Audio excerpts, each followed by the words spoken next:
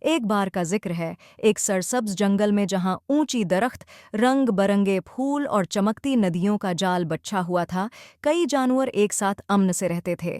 وہاں لیو شیر، ایلی ہاتھی، زارا زیبرا اور ٹوبی کچھوا رہتے تھے۔ ہر جانور کی اپنی خاص مہارت تھی اور وہ ایک دوسرے کی مدد کرنا پسند کرتے تھے۔ ایک دن جب لیو ایک سایہ دار درخت کے نیچے آرام کر رہا تھا تو اس نے شور کی آواز سنی۔ جانوروں کا ایک گروپ دریا کے کنارے جمع تھا اور فکر مند نظر آ رہا تھا۔ لیو نے اپنی آنکھیں کھولی اور دوڑا دوڑا گیا۔ کیا ہو رہا ہے دوستو؟ اس نے پوچھا۔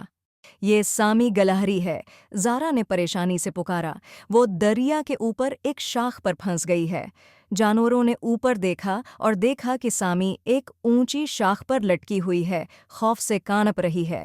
مدد کرو، میں نیچے نہیں آ سکتی، اس نے چلا کر کہا۔ ہمیں اسے بچانا ہے، ایلی نے کہا۔ اس کے بڑے کان لٹک گئے۔ لیکن کیسے؟ لیو نے ایک لمحے کے لیے سوچا۔ ہمیں مل کر کام کرنا ہوگا، ہم سب کے پاس کچھ خاص ہے۔ ایلی نے تجویز دی۔ میں اپنی طاقت سے شاخ کو آہستہ سے ہلا سکتی ہوں، شاید اس سے وہ نیچے آ جائے۔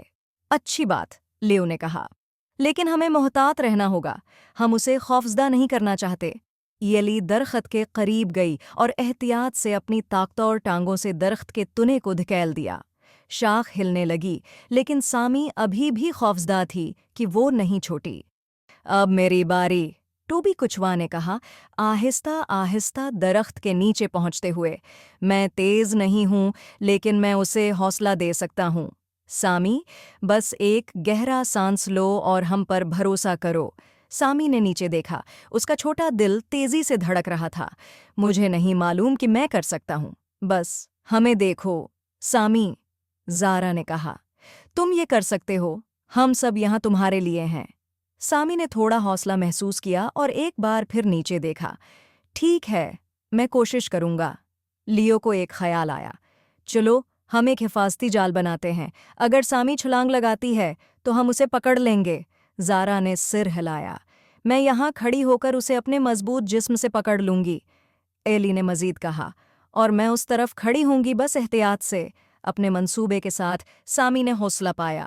ٹھیک ہے، 3 تک گننے پر میں چھلانگ لگاؤں گا۔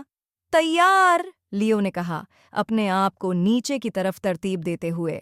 اوکے، زارا نے کہا، پکڑنے کے لیے تیار ہو جاؤ، ٹوبی نے حوصلہ دیتے ہوئے پکارا۔ ایک بڑی چھلانگ کے ساتھ سامی نے شاخ سے چھلانگ لگائی۔ ایک لمحے کے لیے اسے محسوس ہوا جیسے وہ اڑ رہا ہے، پھر تھد وہ زارا کی پیٹھ پر محفوظ طور پر گری۔ پکڑ لیا، زارا نے خوشی سے کہا، مضبوطی سے کھڑی ہو کر۔ دوسرے جانوروں نے تالیاں بجائیں اور خوشی سے سیٹیاں بجائیں۔ تھینک یو سب کا، سامی نے کہا، اس کی آنکھیں چمک رہی تھیں۔ میں یہ سب آپ کے بغیر نہیں کر سکتی تھی۔ لیو مسکرایا۔ یہی تو ٹیم ورک کا جادو ہے، جب ہم سب ایک دوسرے کی مدد کرتے ہیں تو ہم کسی بھی چیلنج کا سامنا کر سکتے ہیں۔ جانوروں نے فیصلہ کیا کہ وہ اپنی کامیاب بچاؤ کی خوشی منائیں گے اور دریا کے کنارے ایک پکنک منائیں گے۔ ایلی تازہ پھل لائی، ٹوبی نے اپنے پسندیدہ پتوں کو بانٹا اور لیو نے کچھ مزیدار گھاس جمع کی۔ وہ سب ایک ساتھ بیٹھ گئے، ہنستے اور اپنی کامیابی کا لطف اٹھاتے ہوئے۔ جب سورج غروب ہونے لگا، آسمان کو خوبصورت رنگوں میں رنگتا ہوا، جانوروں نے اپنے مہم کا جائزہ لیا۔ میں نے سیکھا کہ کبھی کبھی خوفزدہ ہونا ٹھیک ہے، سامی نے کہا، لیکن دوستانہ حمایت ضروری ہے، اور ہم سب کی مختلف طاقتیں ہمیں مل کر بہتر بناتی ہیں، ایلی نے مسکراتے ہوئے کہا۔ اس دن سے جنگل کے جانوروں نے مل کر کام کرنا جاری رکھا، مسائل حل کیے اور ایک دوسرے کا ساتھ دیا۔ انہوں نے سیکھا کہ چاہے چیلنج ہو، کتنا ہی بڑا یا چھوٹا کیوں نہ ہو، وہ ہمیشہ ایک دوسرے پر اعتماد کر سکتے ہیں، اور اس طرح اپنے خوبصورت جنگل کے گھر میں دوستی اور ٹیم ورک کو مضبوط بنا سکتے ہیں۔